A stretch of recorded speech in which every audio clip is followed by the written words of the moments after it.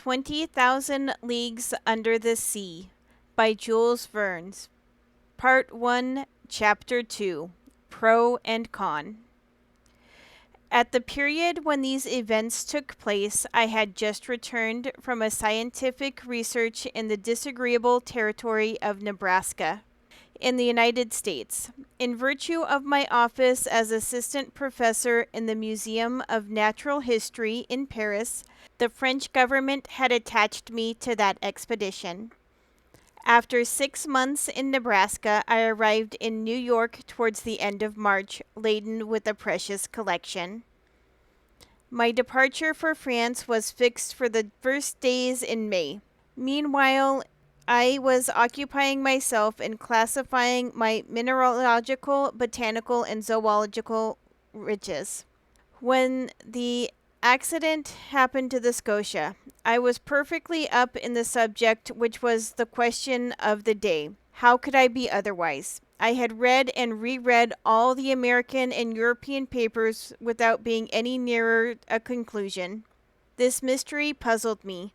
Under the impossibility of forming an opinion, I jumped from one extreme to the other. That there really was something could not be doubted, and the incredulous were invited to put their finger on the wound of the Scotia. On my arrival at New York, the question was at its height. The hypothesis of the floating island and the unapproachable sandbank, supported by minds little competent to form a judgment, was abandoned. And indeed, unless the shoal had a machine in its stomach, how could it change its position with such astonishing rapidity? From the same cause, the idea of a floating hull of an enormous wreck was given up. There remained then only two possible solutions to the question, which created two distinct parties. On one side, those who were for a monster of colossal strength. On the other, those who were for a submarine vessel of enormous motive power. But this last hypothesis, plausible as it was, could not stand against inquiries made in both worlds that a private gentleman should have such a machine at his command, and was not likely. Where, when, and how was it built? And how could its construction have been kept secret? Certainly a government might possess such a destructive machine, and in these disastrous times when the ingenuity of man has multiplied the power of weapons of war, it was possible that without the knowledge of others a state might try to work such a formidable engine. After the chasepots came the torpedoes, after the torpedoes the submarine rams, then the reaction. At least I hope so. But the hypothesis of a war machine fell before the declaration of governments.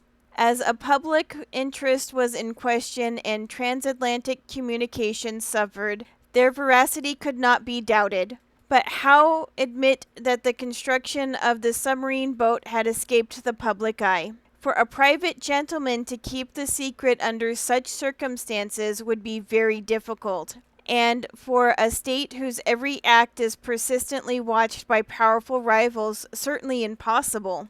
After inquiries made in England, France, Russia, Prussia, Spain, Italy, America, and even in Turkey, the hypothesis of a submarine monitor was definitely rejected. Upon my arrival in New York, several persons did me the honor of consulting me on the phenomenon in question. I had published in France a work in quarto, in 2 volumes, entitled Mysteries of the Great Submarine Grounds. This book, highly approved of in the learned world, gained for me a special reputation in this rather obscure branch of natural history. My advice was asked. As long as I could deny the reality of the fact, I confined myself to a decided negative. But soon, finding myself driven into a corner, I was obliged to explain myself categorically. And even the Honorable Pierre Aronnax, professor in the Museum of Paris, was called upon by the New York Herald to express a definite opinion of some sort. I did something. I spoke for want of power to hold my tongue.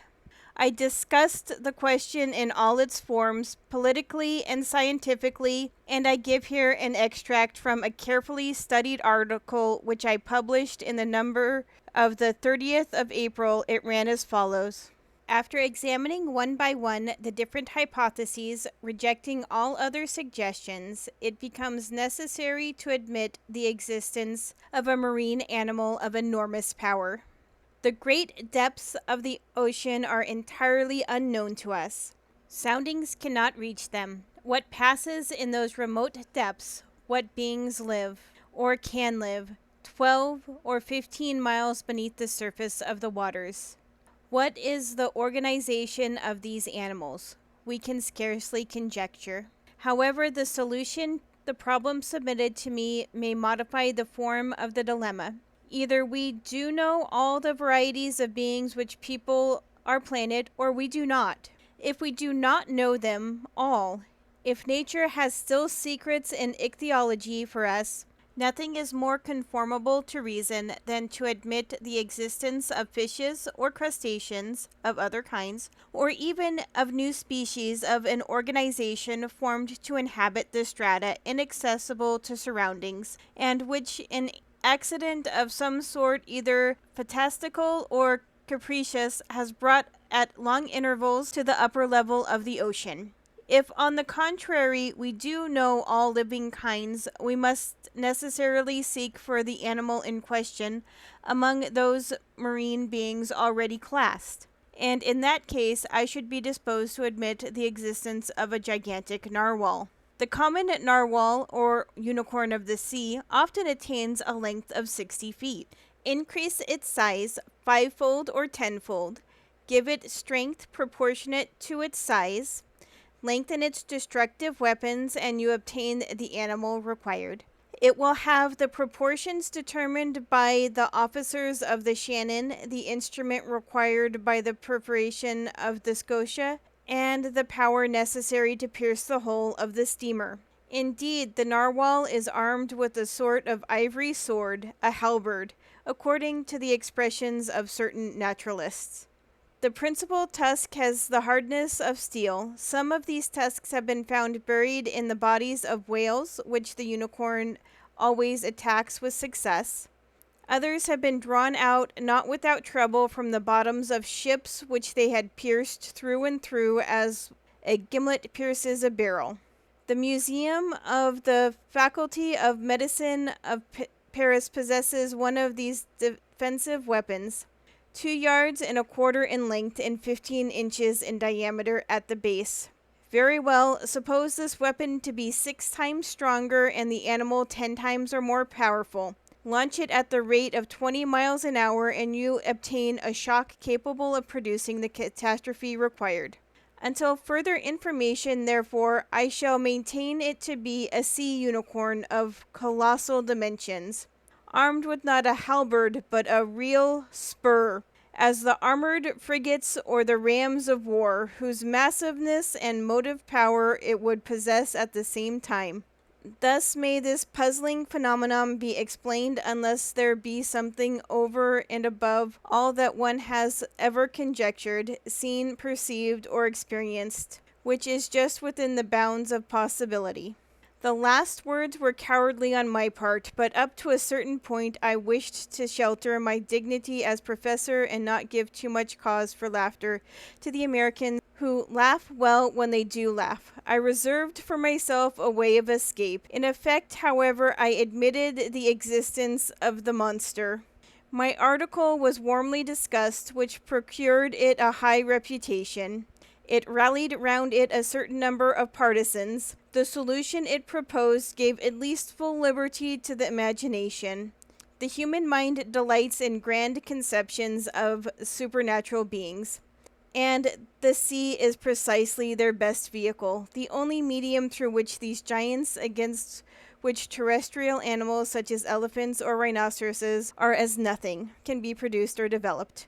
The industrial and commercial papers treated the question chiefly from this point of view. The Shipping and Mercantile Gazette, the Lloyd's List, the Packet Boat, and the Maritime and Colonial Review, all papers devoted to insurance companies which threatened to raise their rates of premium, were unanimous on this point. Public opinion had been pronounced. The United States were the first in the field, and in New York they made preparations for an expedition destined to pursue this narwhal. A frigate of great speed, the Abraham Lincoln, was put in commission as soon as possible. The arsenals were opened to Commander Farragut, who hastened the arming of his frigate, but as it always happens, the moment it was decided to pursue the monster did not appear. For 2 months no one heard it spoken of. No ship met with it. It seemed as if this unicorn knew of the plots weaving around it. It had been so much talked of even through the Atlantic cable that jesters pretended that this slender fly had stopped a telegram on its passage and was making the most of it. So when the frigate had been armed for a long campaign and provided with formidable fishing apparatus, no one could tell which course to pursue. Impatience grew apace when on the 2nd of July they learned that a steamer of the line of San Francisco from California to Shanghai had seen the animal 3 weeks before in the North Pacific Ocean. The excitement caused by this news was extreme. The ship was revictualled and well stocked with coal. 3 hours before the Abraham Lincoln left Brooklyn Pier, I received a letter worded as followed: To M. Aronnax, Professor in the Museum of Paris, Fifth Avenue Hotel, New York. Sir, if you will consent to join the Abraham Lincoln in this expedition, the government of the United States will with pleasure see France represented in this enterprise. Commander Farragut has a cabin at your disposal. Very cordially yours, J.B. Hobson, Secretary of Marine.